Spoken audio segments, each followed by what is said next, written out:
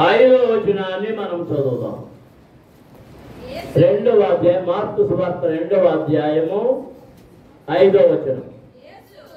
యేసు వారి విశ్వాసము చూచి, కుమారుడా, నీ పాపములు క్షమించబడి ఉన్నవని పక్షగల వాయువు గలవానితో చెప్పాను.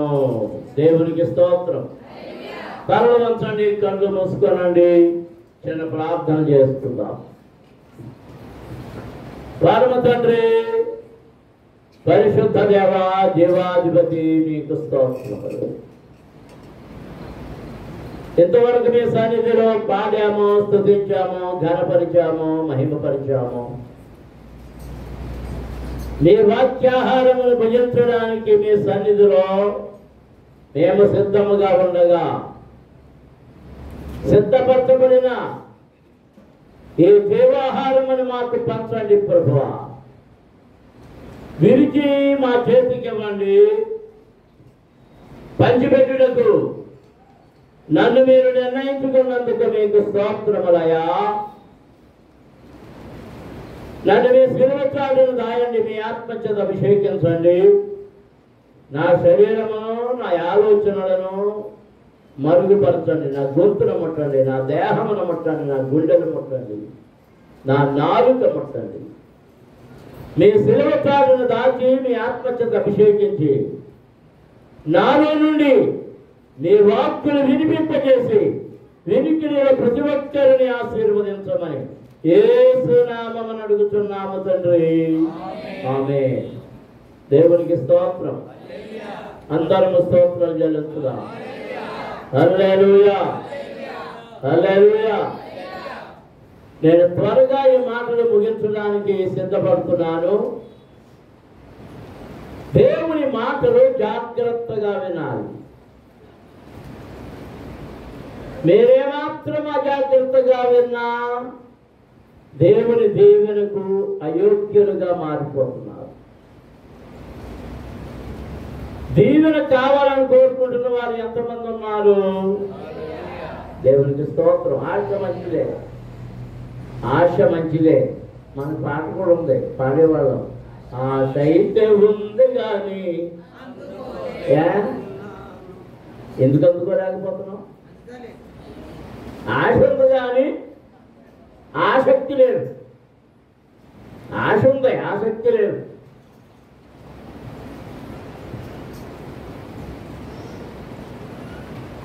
దీవెన కోరుకునేవాడు ఆదివారపు ఆరాధనను నిర్లక్ష్యము చేయడు.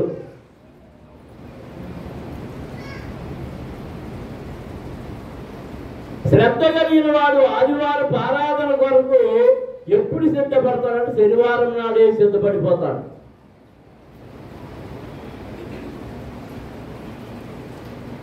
నీ క్రియలో నీ పనులు చెప్తానే నువ్వు దేవుని ఎడల భక్తి కలిగి ఉన్నావో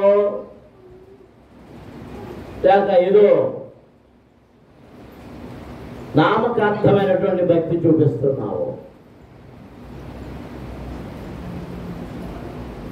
నేనైతే దేవుని యందు భయం కలిగి ఉన్నాను కనుక ఆదివారపు ఆరాధన వదిలి ఎంతమంది ఎన్ని స్థలాలకు వారి ఆరాధనలోనికి వచ్చి వాక్యం చెప్పమన్నా నాకు అప్పగించిన సంఘాన్ని విడిచిపెట్టి వెళ్ళడానికి నేను ఎంత మాత్రం ఇష్టపడుతున్నాను.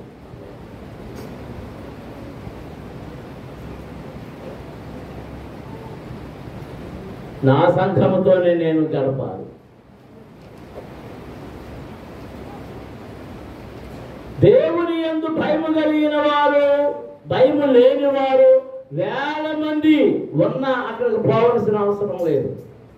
వాడు లక్షలాది ప్రజలు ఉండొచ్చు, అక్కడికి వెళ్ళవలసిన అవసరం లేదు. దేవుని యందు భయము కలిగిన 2-3 ఉన్న చోట దేవుడు ఉంటాడు కనుక అక్కడ ఉండేవారు దీవెనలు పొందుతారు. దేవునికి స్తోత్రాలు చేస్తారు. హల్లెలూయా. దేవుని యందు భయము కలిగిన వారు ముందుగా ఆరాధనకు వస్తారు. దేవుని యందు భయము కలిగిన వారు ముందుగా ప్రార్థన చేస్తారు. దేవుని యందు భయము కలిగిన వారు ఆరాధనలో నుంచి అటు ఇటు తిరిగే పని పెట్టుకోరు. దేవుని యందు భయము కలిగిన వారు పిల్లలను గురించినటువంటి ఆలోచనలు కలిగి వాటి కొరకు ఊరికే తంటాలు పడరు. పిల్లలు వాళ్ళ నాన్నను వాళ్ళు ఆడుకుంటారు. నువ్వు దేవుని వైపు చూడు. నువ్వు దేవుని వైపు చూసినప్పుడే దేవుడు నీ వైపు చూస్తాడు. నమ్మిన వారు స్తోత్రం చేస్తారు. హల్లెలూయా, హల్లెలూయా. దేవుడు నీ వైపు చూస్తే నీకు మేలు కలుగుతుంది.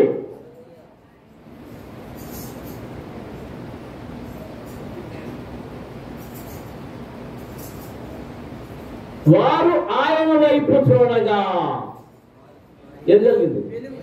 వెలుగు కలిగేను. ఎక్కడ గ్రంథంలో రాయబడింది.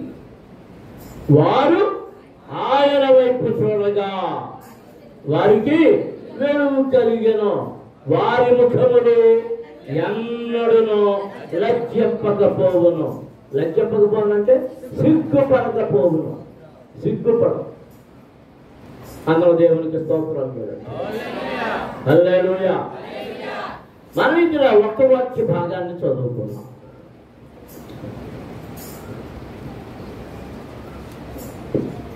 ఆ భాగంలో అతి ప్రాముఖ్యమైనది ఏది అంటే 2 భాగాల కింద ఉన్న భాగం. యేసు వారి విశ్వాసము చూచి, కుమారుడా నీ పాపములు క్షమించబడి ఉన్నవని పక్షవాయువు గల వారితో చెప్పాను. దేవునికి స్తోత్రం. దాన్ని 3 భాగాల కింద విడేద్దాం. మొదటిది యేసయ్య ఉన్నాడు అక్కడ.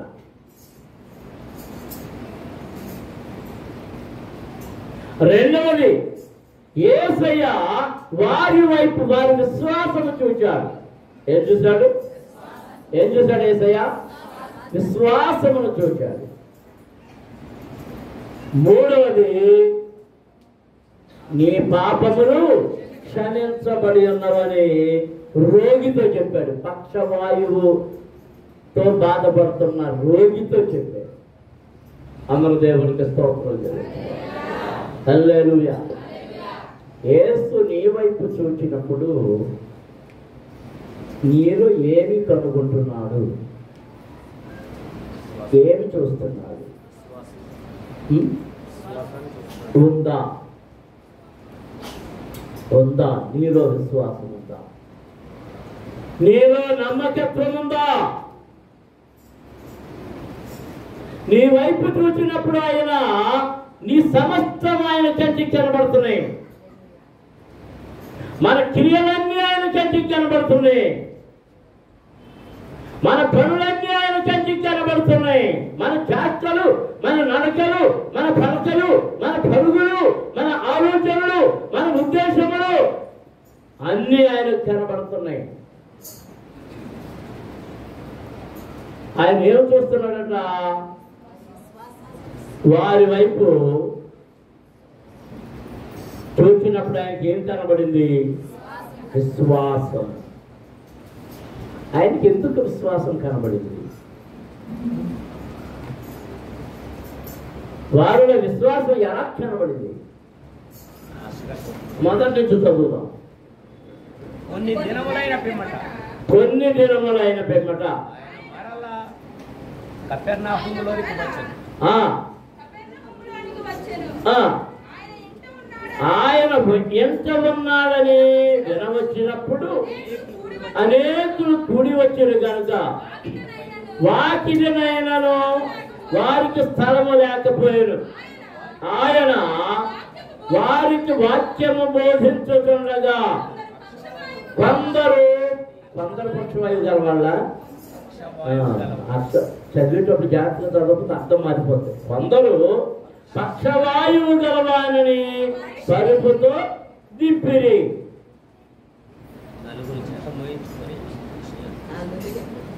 ముందుకెళ్ళిపోయాను నేను. కొందరు పక్షవాయువు గల ఒక మనిషిని నలుగురు చేత మోయించుకొని ఆయన యొద్దకు తీసుకొని వచ్చాడు. చాలా మంది కూడి ఉన్నందున వారు ఆయన యొద్దకు చేరలేక ఆయన ఉన్న చోటికి పైగా ఇంటి కప్పు విప్పి సందు చేసి పక్షవాయువు గలవాని పరుపుతోనే తిప్పిరి. యేసు వారి విశ్వాసమును చూచెను. అందరూ దేవునికి స్తోత్రాలు చేయాలి. అందరూ స్తోత్రాలు చేస్తారు. హల్లెలూయా, హల్లెలూయా. నీలో విశ్వాసం ఉందో లేదో, నీలో భక్తి ఉన్నదో లేదో, నీ క్రియ సాక్ష్యం ఇస్తుంది. కపెర్నహూములో ఆయన ఉన్నాడు. మరి అడ్డుకున్నాడు, ఏం చేస్తున్నాడు? కపెర్నహూముని ఆయన కేంద్రంగా చేసుకొని అక్కడే ఉండి సువార్త ప్రకటన చేస్తున్నాడు. ఆయన ఎంత ఉన్నాడని వినవచ్చినప్పుడు అనేకులు కూడి వచ్చిన కనుక వాకిటనైనను వారికి స్థలము లేకపోయాను. అంటే ఆ ఇల్లంతా నిండిపోయింది, బయట నిండిపోయింది, అంతా నిండిపోయింది, ఎక్కడ ఖాళీ లేదు. ఎంత గొప్పవారు వచ్చినా లోపల వెళ్ళడానికి స్థలము లేదు, స్థలము లేదు. అలాంటి సమయంలో యేసయ్య చేస్తున్న కార్యములను గురించి ఎలాగూ విన్నారు. ఒక కుటుంబం,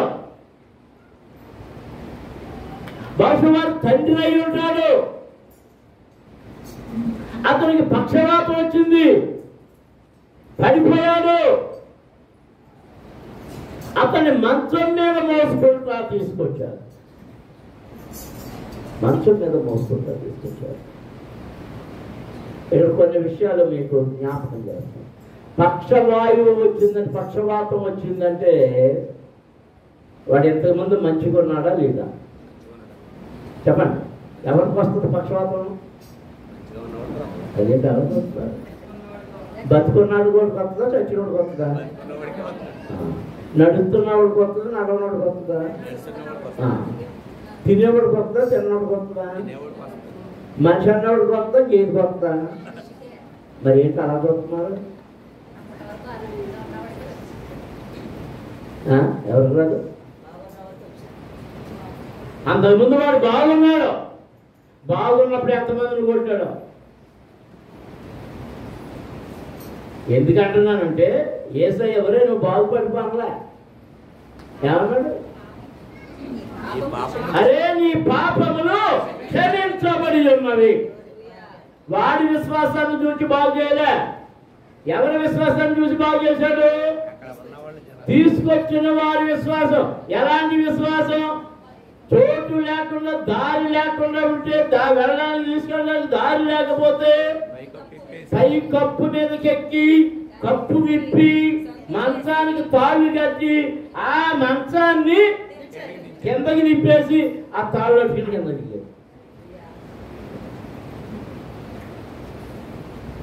బహుశా నెత్తి మీద పడ్డాడు.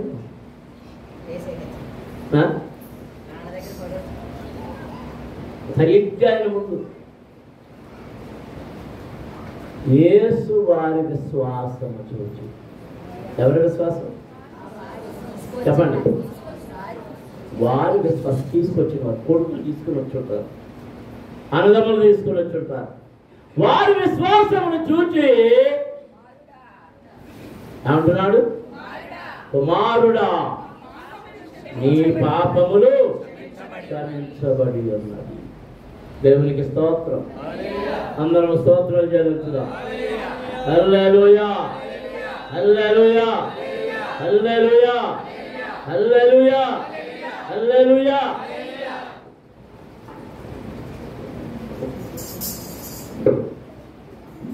వ్యాధులకు మూలం పాపమే. వ్యాధి పూర్తిగా తగ్గాలంటే మనిషిలో ఉన్న పాపం పూర్తిగా పోవాలి.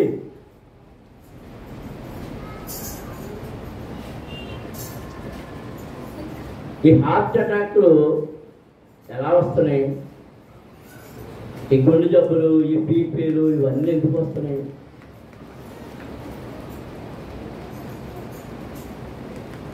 వాటి సరైన తిండి తినక మనం ఇప్పుడు అంత జబ్బు భోజనాలు చేయడం, జబ్బు భోజనాలు.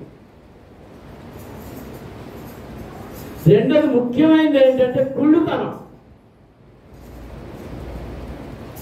ఎవరిలో కుళ్ళుతనం ఎక్కువ ఉందో ఆడికి జబ్బులు ఎక్కువ.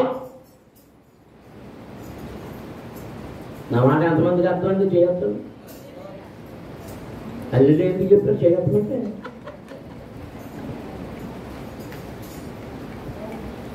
నాకు కుళ్ళుతనం లేదు అన్నవాడు ఎంతమంది చేయొద్దు? అందరికీ కుళ్ళుతనం ఉందా?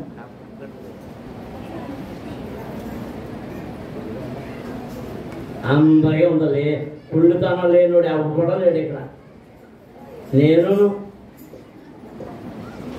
నేనేమైనా ఎక్కువ పడ్డానా?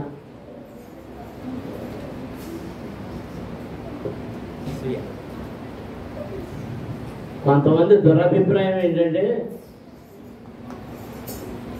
చాలామంది అంటుంటారు,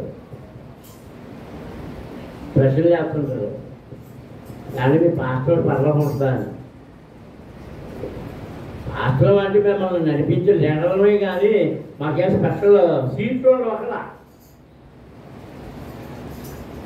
ఆ పరలోకం వెళ్ళడానికి పాస్టర్ అయిన అర్హుడైతేనే పరలోకి వెళ్తాడు.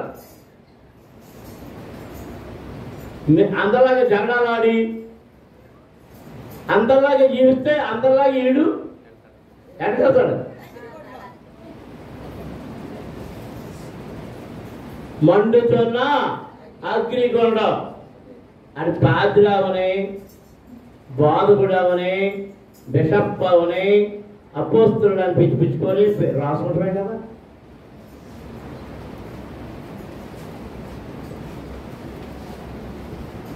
మా రామలక్ష్మకి ఏదో అనుమానం వచ్చి మా గంగమ్మత్త గారిని అడుగుతుంది.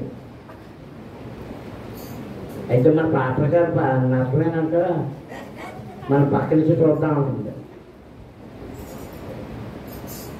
వాక్యం చెప్పేటప్పుడు కబుర్లు అడద్దు.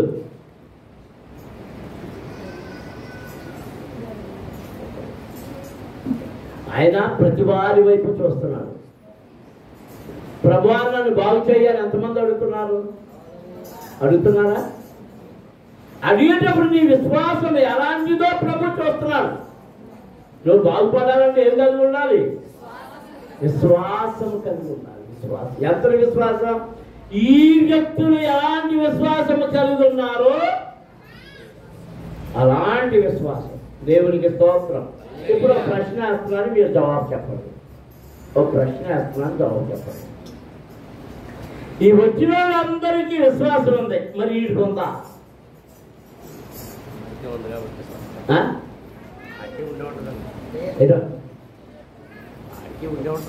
ఉండే ఉంటుంది. చెప్పండి, మీరు చెప్పండి.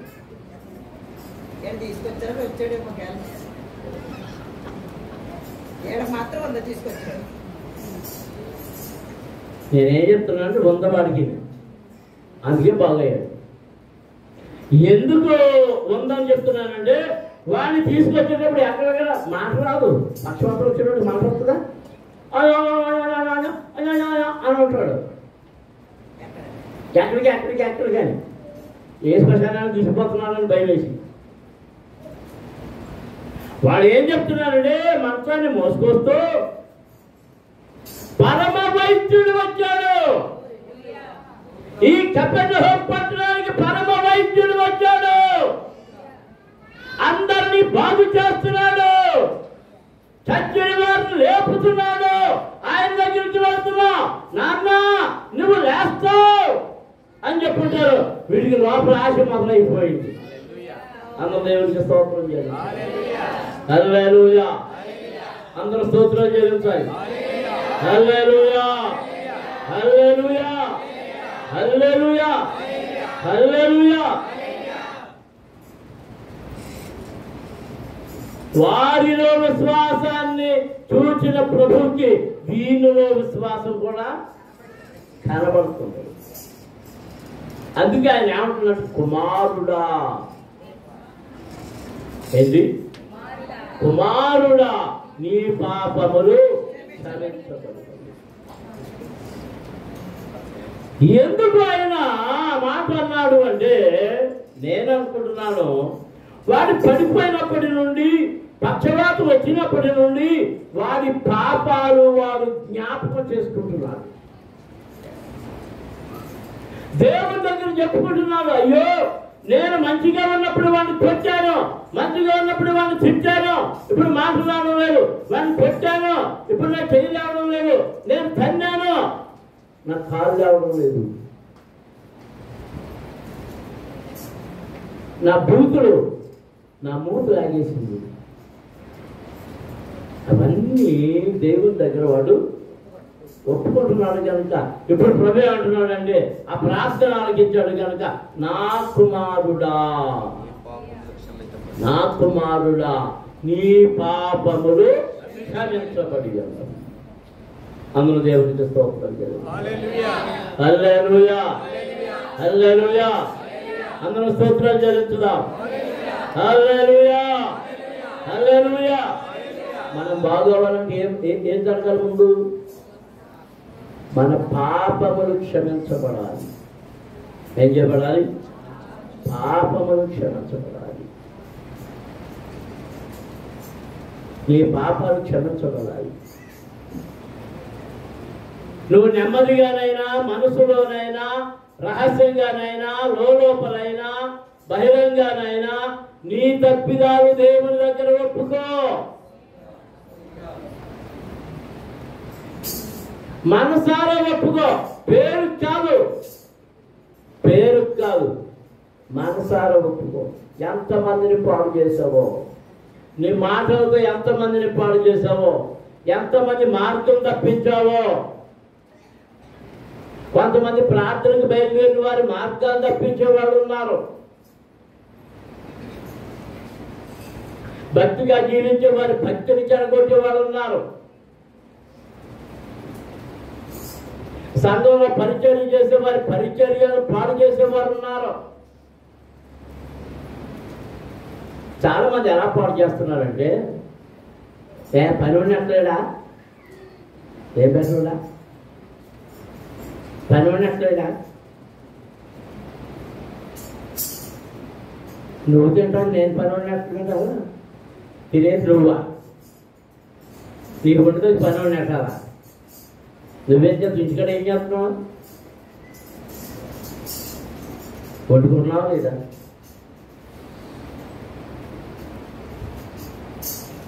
అవి అహంకారపూరితమైన దురుద్దేశముతో కూడిన హృదయము కొవ్విపోయినటువంటి వారు మాట్లాడే మాట. వారికి ఏ స్వస్థత కలుగదు, ఏ సహాయము దొరకదు. మీరు ఎలాంటి విశ్వాసంతో వచ్చారు, ఎంత దూరం నుండి వచ్చారు, ఎక్కడి నుండి వచ్చారు, ఎప్పుడు బయలుదేరారు? ఆయన వచ్చాడు, కపెర్నహూములో ఇంటిలో ఉన్నాడు. ఆ మాట వినగానే పరుగున తమ తండ్రి ఆయన తీసుకొని, ఇంటి యజమానుని తీసుకొని వారందరూ పరిగెత్తుకొచ్చారు. ఎంతమంది వచ్చారో, ఎంత హడావుడి పడ్డారో. ఆడికి వచ్చేది దారి లేక ఎంతమంది సమాలోచనలు చేశారో. ఆ ఆలోచనలు పైకప్పు నుంచి దింపుదామన్న ఆలోచన ఎవరికి వచ్చిందో. దింపాలంటే ఏం కావాలి? మంచం దింపాలంటే ఏం కావాలి? తాడు కావాలి. మళ్ళీ తాడు కోసం ఎక్కడ పరిగెత్తారో ఆలోచించండి. మనం విన్నంత తేలిక కాదు ఇది. ఆ పెంకులని ఇప్పేసాడు. ఆ పెంకులు ఇప్పేస్తుంటే ఎవరు ఊరుకోరు? ఇల్లుగాలోడు ఊరుకుంటారా? ఇల్లుగాలోడు ఊరుకోవాడు సరిగదా. అదిగో యేసుప్రభువు కూడా ఏమంటాడు? పొమ్మంటాడు. కానీ వాళ్ళు ఏమంటున్నారు? ఇల్లు మరలా బాగు చేస్తాం, ఆ ఇల్లుని సరి చేస్తాం, ఇవన్నీ చెప్పుకుంటా బహు విశ్వాసముతో ఆ మంచాన్ని పైకి లాగేటప్పుడు ఎంత కష్టమో. అసలు మనిషి అలాంటి వాడు మంచాన్ని పట్టుకుని ఉంటాడా? దానికి కట్టేసావేమో. ఎంత జాగ్రత్తగా ఆ మంచాన్ని పైకి నడికొప్ప మీదకి ఎక్కించడం అంటే ఆలోచన చేయండి. అది తాటాకిలు కాదు, గడ్డీలు కాదు, ఏమిళ్ళు చెప్పండి, అసలు లేదా? ఉందా లేదా? ఏమి ఇప్పారన్నది? పైకప్పు ఇప్పారంటే డాబా ఇప్పుతారా? ఏదైతే ఇప్పుతారు? పెంచి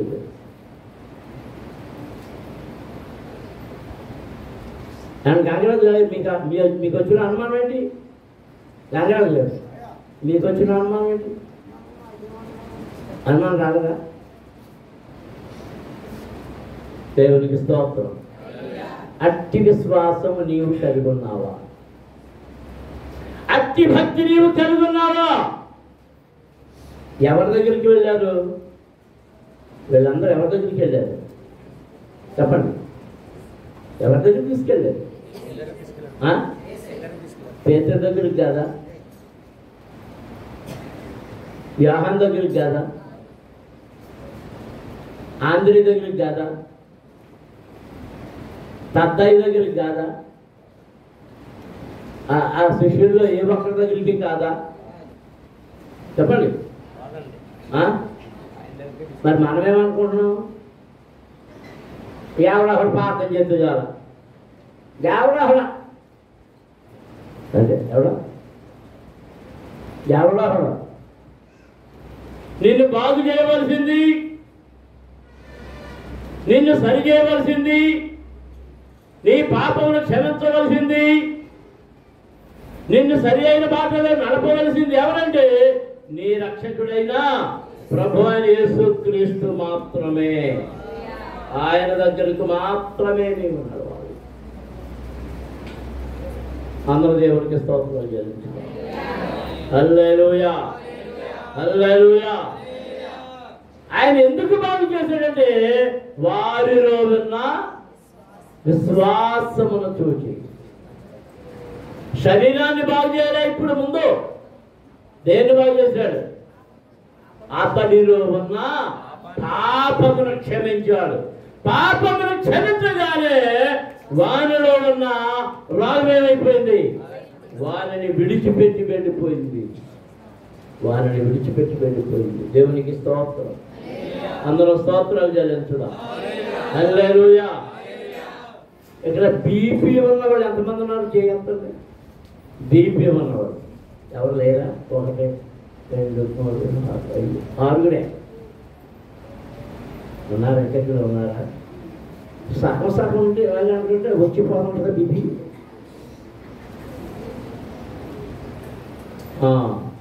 నేనేం మానేయాలో తెలుసా?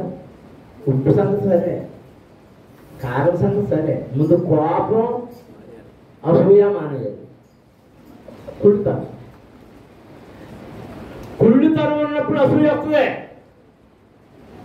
అసూయ వచ్చినప్పుడు ఏం జరుగుతుంది? బీపీ పెరుగుతుంది.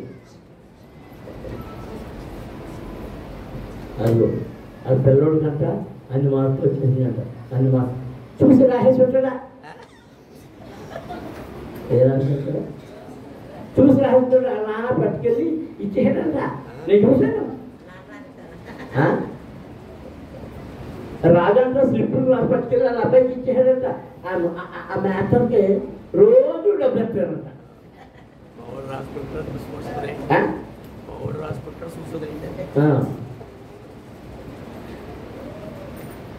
అంటే ఈ కొడుతనానికి ఇప్పుడు ఏమొచ్చినాయి? అబద్ధాలు జోడింపు, సృష్టి, ఇవన్నీ వీటితోటి అందరి దగ్గరికి వెళ్ళి నీకు తెలుసా, నీకు తెలుసా, నిర్మలం కూడా చాలా మెసేజ్ తెలుసా? ఆ రాజాన్ని పట్టుకొచ్చింది. ఆ పేపర్ బయట పట్టుకొచ్చేసి రాసి పట్టుకొని వచ్చేసారు. మళ్ళీ ఏం పట్టుకొచ్చేసారు?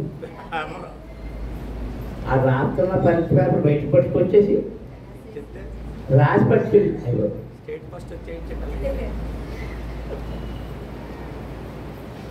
నీ మాటకు అంతుందా? నీ సృష్టికి అంతుందా? లేదు లేదు లేదు లేదు. ఎవరికైనా మేలు జరిగింది అనేటప్పుడు నీ మనసుకి ఏం పట్టడం లేదు? ఓర్చుకోవడం లేదు. వార్వలేనితనం. వార్వలేనితనం మనకేం చేస్తుందంటే బీపీని పెంచుద్ది. బీపీ, ఆ బీపీ రోగమే. ఆ బీపీ ఏం చేస్తుంది? బోల్డ్ అని తెస్తుంది, షుగర్ తెస్తుంది. షుగర్ అనుకోకు షుగర్ షుగర్ ఒకడే ఈ ఒకరు చెప్తున్నారే నాయన ఎవరికి బీపీ లేదంటున్నా ఆయన అలా పాటం చేయనా? షుగర్ లేదంటున్నా ఆయన పాటేనా? మరి చెప్పండి. స్వస్థత కావాలనుకున్న వాళ్ళందరూ ఎత్తి చూపించాలి. అవి నీలో నుండి తొలగిపోవాలంటే నీకు ఏదుందో నీకెందుకు వచ్చింది షుగర్? శరీరం కొట్టుకు కూర్చొని మొత్తం అన్ని మిఠాయిలో తినేస్తున్నావేమో. ఎందుకు కొట్టు ఉందా లేదా? లేదా మూసేసిందా?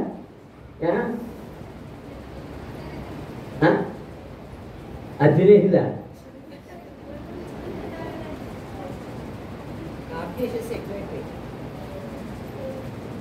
దేవునికి స్తోత్రం. మన హృదయమే రోగాల పట్ల, దానిలో నుంచి ఏది వస్తుందో దాన్ని బట్టి రోగం వచ్చేస్తుంది. కోపం వచ్చేస్తుంది. ఎందుకు? లోపలే ఉంటాయి, లోపలే ఉంటాయి. అసూయ, ద్వేషం, దోషం, కోపం, అసహ్యం.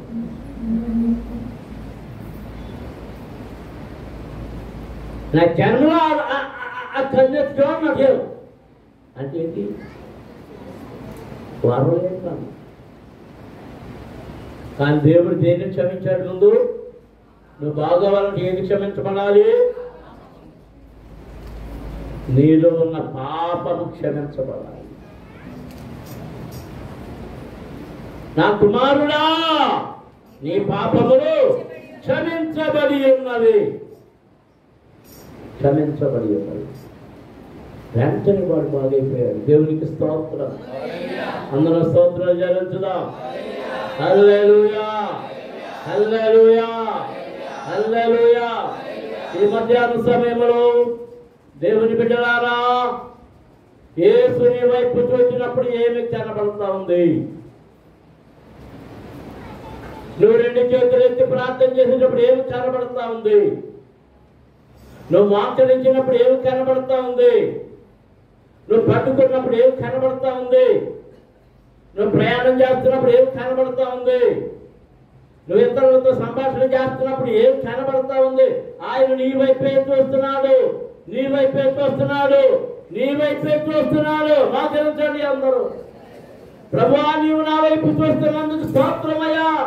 నా పాపములు క్షమించయ్యా, నా అపరాధములు క్షమించయ్యా, నా దోషములు క్షమించయ్యా అని ప్రభువుని అడుగు. స్తుతించండి, ప్రభువుని అడగండి. ప్రభువా, నా దోషాలు క్షమించండి. ప్రభువా, నా పాపాలు క్షమించండి.